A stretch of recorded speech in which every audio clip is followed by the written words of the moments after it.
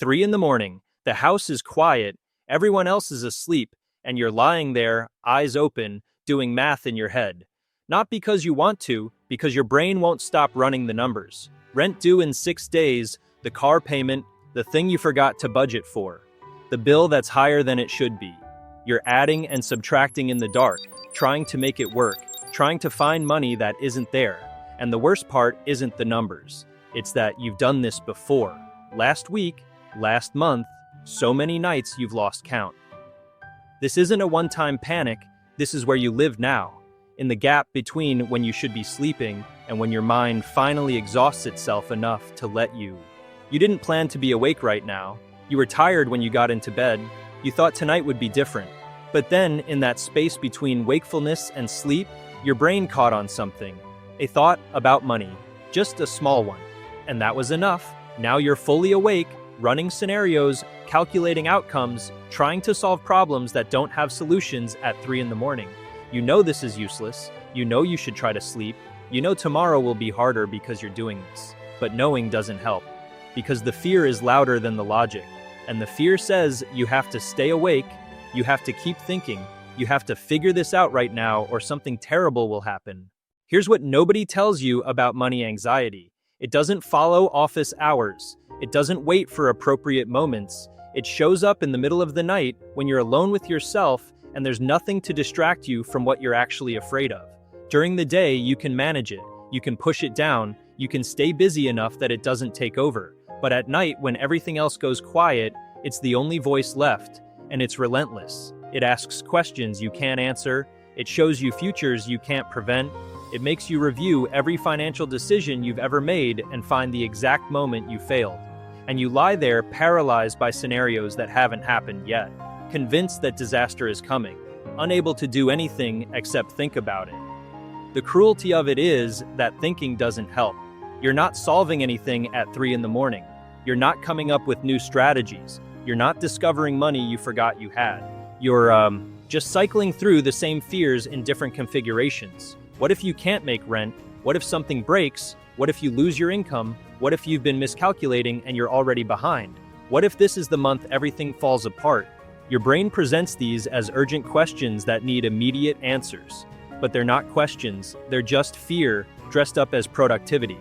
Your mind trying to convince you that staying awake and worrying is somehow protecting you from the thing you're worried about. And here's the thought you'd never say out loud. Sometimes you think you deserve this. That the anxiety is justified because you made mistakes, because you should have been more careful, because someone more responsible, more capable, more adult wouldn't be lying awake doing mental arithmetic at 3 in the morning. Someone better would have figured this out by now. Someone smarter would have more cushion. Someone worthier wouldn't be this afraid. So the sleeplessness becomes a punishment you've earned, evidence that you're exactly as incompetent as you feared. And on some level, you accept it. Because at least it makes sense. At least it confirms what you already believe about yourself. But let's talk about what's actually happening here. Money anxiety at night isn't about money. Not really, it's about control, or the absence of it. During the day, you have the illusion of agency. You're moving, working, doing things that feel like progress. Even if nothing is actually changing, at least you're occupied, but at night, all of that stops. You're forced into stillness. And in that stillness, you become aware of how little control you actually have. You can't make more money appear, you can't change what you owe, you can't fix the gap between what you have and what you need. And that powerlessness is unbearable. So your brain does the only thing it can. It thinks, it plans, it rehearses worst-case scenarios. Not because any of that helps, but because doing something, even something useless, feels better than accepting that you can't control this. The math you're doing in your head isn't really math. It's a ritual, a compulsion. You're running the numbers again and again, hoping that this time they'll be different. Hoping you'll find a solution you missed before. Hoping that if you just think about it hard enough, long enough, desperately enough, the problem will somehow resolve itself. But it won't. Because the problem isn't computational. The problem is that you're afraid, and no amount of mental arithmetic can make fear go away. So you keep calculating, keep worrying, keep lying there in the dark, trying to think your way out of something that thinking can't fix. Here's what makes it worse. You're exhausted, not just from tonight, from all the nights, from carrying this constant, low-level dread through every day, from never being able to fully relax because somewhere in the back of your mind, you're always aware of the numbers, always aware of what's coming due, always aware that you're one unexpected expense away from catastrophe. That exhaustion compounds everything, makes the anxiety sharper, makes your capacity to cope smaller, makes tonight feel even more impossible than the last time you did this. And you know that tomorrow you'll be running on no sleep, that you'll be trying to function while your brain is still stuck in the panic of 3 in the morning, that this is making everything harder, but you can't stop because the fear won't let you. Let's be specific about what fear is protecting you from. It's protecting you from hope, from believing things might be okay, from relaxing your vigilance for even a moment. Because if you let yourself believe it's going to be fine, and then it's not, the disappointment will destroy you. So you stay afraid, you stay awake, you stay braced for impact. Because at least that way, you won't be caught off guard. At least that way, you'll see it coming. Even though seeing it coming doesn't actually help. Even though all this preparation doesn't prevent anything. It just makes you more tired, more anxious, more convinced that you're living on the edge of disaster, and no one knows. That's the other part. You get up in the morning, you go through your day, you look like everyone else, and no one has any idea that you spent half the night calculating whether you can afford to exist, that you're walking around with this constant background radiation of financial terror, that you're barely holding it together. You've gotten good at hiding it, at performing normalcy, at pretending you're fine when someone asks how you are. Because what are you supposed to say? That you can't sleep because you're afraid of being poor? That every unexpected expense feels like a threat to your survival? That you've internalized the idea that your worth is directly tied to your bank balance, and right now you're worth nothing? You can't say that, so you don't. You just carry it alone, in the dark, at 3 in the morning. Here's what happens to your body when you do this. Your nervous system stays activated, fight or flight, all night. Your cortisol levels spike, your heart rate stays elevated, your muscles stay tense, because your brain has decided that money problems are a physical threat, and it's responding the same way it would if you were being chased, except you can't run from this. You can't fight it, you can only lie there while your body floods with stress hormones that have nowhere to go, and over time this destroys you. Not dramatically, slowly. Your immune system weakens, your digestion suffers, your ability to regulate emotion deteriorates, your capacity to handle normal stress shrinks, because you're spending all your resources on this, on staying awake, on staying afraid, on trying to solve an unsolvable problem in the middle of the night. So what do? How do you stop this? How do you break the cycle of lying awake at 3 in the morning, terrified about money?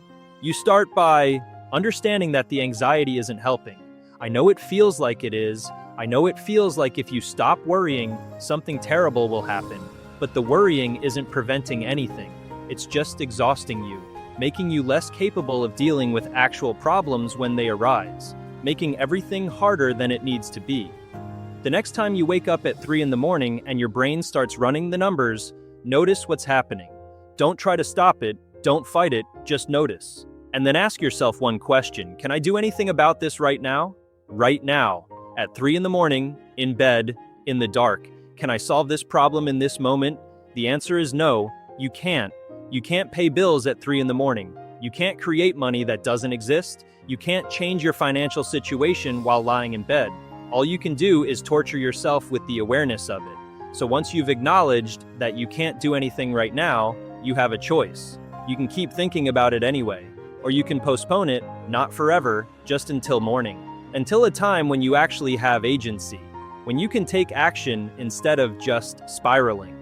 This is harder than it sounds, because your brain will insist that you need to keep thinking, that if you stop, you're being irresponsible, that the only thing between you and financial ruin is your vigilance at 3 in the morning. But that's the fear talking, not the truth. The truth is that thinking about it obsessively in the middle of the night doesn't protect you. It just exhausts you, and exhaustion makes everything worse, makes you less capable of making good decisions, less capable of handling challenges, less capable of being the person you need to be to actually address the problem. So when the fear says you have to keep thinking, you can say something back, not out loud, just in your head. I hear you, I know you're afraid, But we can't fix this right now. We'll deal with it in the morning.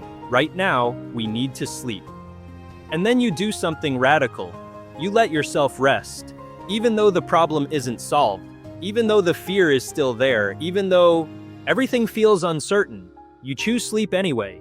Not because you've stopped caring, not because you're giving up, but because rest is the only productive thing you can do at 3 in the morning. This won't work perfectly the first time. Your brain will fight you. The fear will surge. You'll probably lie there for a while longer. But eventually, if you keep redirecting your attention away from the spiral and toward the fact that you need rest, something will shift. Not dramatically, just enough to let you sleep. Over time, this gets easier. You start to recognize the pattern faster. You catch yourself earlier in the spiral. You become less convinced that nighttime anxiety is productive. And slowly, the 3 a.m. math sessions become less frequent, less intense, less devastating. Because you've stopped believing that staying awake and worrying is the same as being responsible. You've stopped punishing yourself for having financial stress. You've stopped treating sleeplessness as something you deserve. And you've started understanding that rest isn't a luxury, it's how you survive this. The money problems might not change immediately, the financial stress might still be real, but your relationship to it can change. You can stop letting it steal your sleep. Stop letting it convince you that 3 in the morning is the right time to solve your life. Stop giving it more power than it already has. Money anxiety doesn't keep you up at night because your financial situation is uniquely terrible. It keeps you up because you're afraid. And fear doesn't care about facts. It doesn't care that you've survived every hard thing so far. It doesn't care that you're doing the best you can. It just wants you to stay alert. Stay vigilant. Stay convinced that relaxing for even a moment will lead to disaster, but you can choose differently. You can acknowledge the fear without obeying it. You can hear the anxiety without letting it run your life. You can be financially stressed and still sleep. These things are not mutually exclusive. And when you do sleep, when you finally allow yourself to rest despite the uncertainty, something changes. You wake up with more capacity, more clarity, more ability to actually address what needs addressing. Because rest isn't avoiding the problem. Rest is what makes you capable of handling it. The money anxiety will probably still be there, but you'll be more equipped to face it, more able to make decisions that serve you, more present to your actual life instead of lost in catastrophic projections. And maybe, just maybe, tonight you'll sleep. Not because everything is fixed, not because the fear is gone, but because you've decided that your rest matters more than your 3 a.m. calculations, that you're worth sleeping, even when things are hard, even when you're afraid, even when the numbers don't add up the way you wish they would. You're still worth rest. You always were.